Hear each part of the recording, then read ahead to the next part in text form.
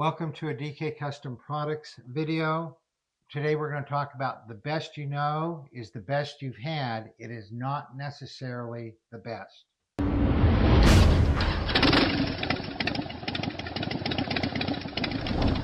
So what Kevin's referring to is a few years ago, we did some tests, some temperature testing, and we determined at what temperature your bike starts to back off performance in an effort to keep cool. And we recorded the whole process. It was all done on a dyno. We'll put a link to that video up in the corner.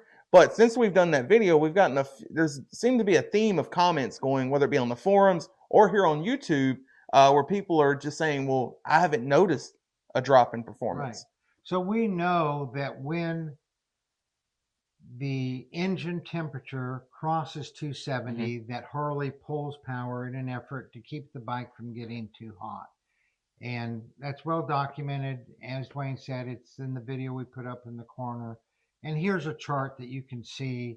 Here's a very smooth power line with the bike at 210 degrees.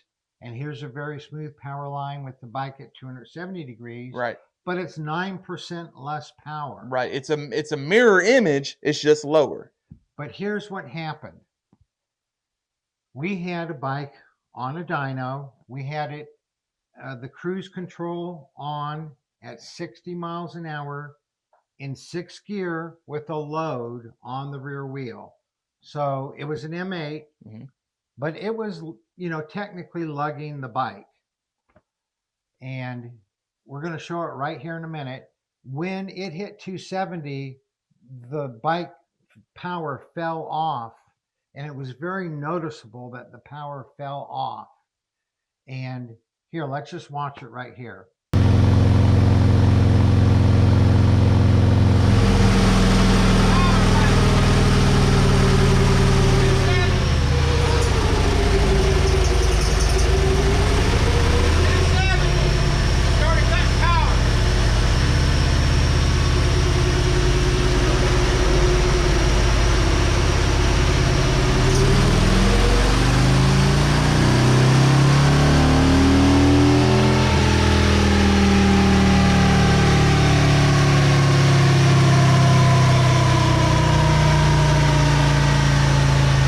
What happens is people, when they're riding, they're going, well, my bike was at 240 and then it was at 300, but at no point did I ever feel the power drop.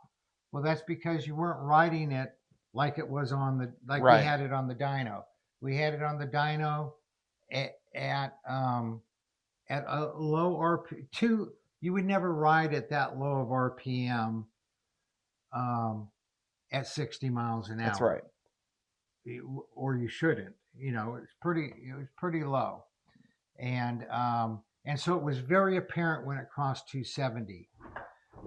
Now, if you're riding along, you're constantly adjusting the throttle, or you may have it on cruise. Okay, but if you have it on cruise, you're not down at 2200 RPM.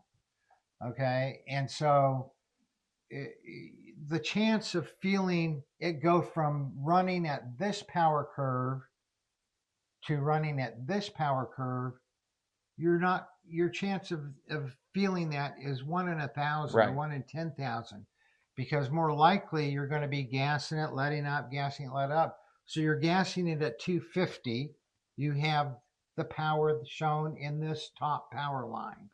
You let up, you go around a corner, you put the throttle back on. Now you're at 275. You're running this power curve. Yeah. But it's still smooth.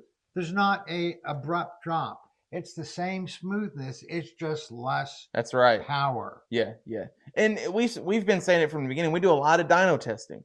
But we do the dyno testing for before and after results. We know that it doesn't replicate riding down the road. A full power run, wide open, just raw dogging your bike on a dyno is not how you're going to ride that bike. So then, you're not going to notice a 9% power loss when you're just cruising along. You're just not going to notice it. Yeah. But if I guarantee you get out here and you race somebody, your engine temps are around 250, 260, and you got there and you race the same person and your engine temps are up closer to 300, you're going to have a harder time beating that person. That's a guarantee. Or you're going to get beat. Or you're going to get beat. Yeah. So there's a threshold. When that ET hits 270, it backs off timing.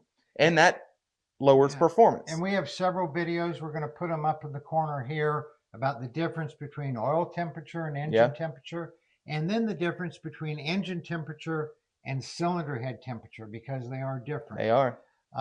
And so the fact that you haven't felt it, the fact that you don't notice when your bike goes from 250 to 320 doesn't mean that your bike is somehow different than every other Harley out there that does get the timing pulled. It's in the ECM. It is a safety measure that Harley does.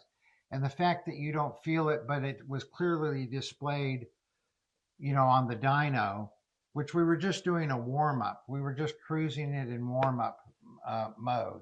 We just don't ride that way. So you're not going to feel it again unless you have some objective outside way to measure it, like racing a buddy, or like if you're just hammering it as hard as you can through the Dragon and keeping track of how long it takes you to get through it.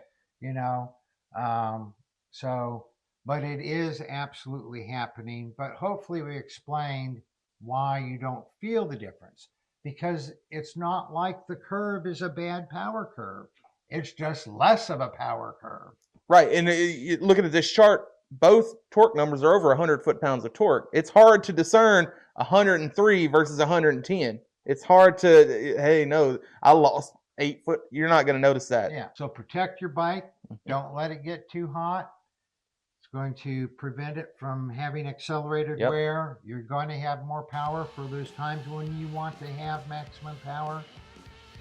And of course, you're going to be more comfortable with less heat radiating out. That's right. Now, we welcome any and all input. So if you have any input or any questions about anything you've seen in this video, leave us a comment or shoot me an email to support@dkcustomproducts.com.